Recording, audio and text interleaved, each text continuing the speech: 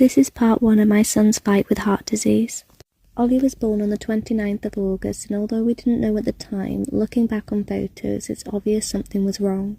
It was only when Ollie was 2 weeks old that our midwife referred us to the hospital for a prolonged jaundice screening. Incidentally, they found that his saturations were only 85%. He was rushed to the PICU as they didn't know if it was sepsis or a heart condition. Ollie had to be starved of milk and we couldn't even pick him up.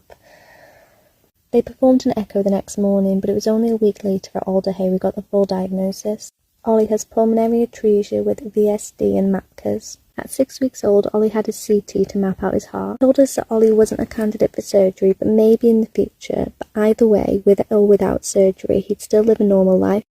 He just might get a bit more breathless than other kids, and the exact words they used were, he wouldn't be an Olympian. Between December and February, we were always in and out of hospital for something or other. After February, we were hardly in there at all, and Ollie was doing really well.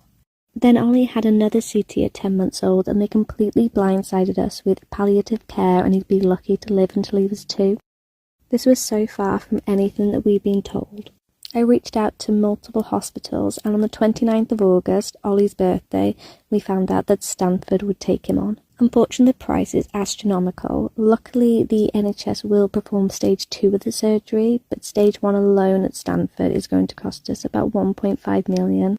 This is only part 1 of Ollie's story because his story isn't over yet. We've raised 40 grand at the point of this video, and I'm also selling my house to help fund the treatment. No matter the price, I won't give up, not when it is possible that Ollie could have a full repair of his heart and live a normal life.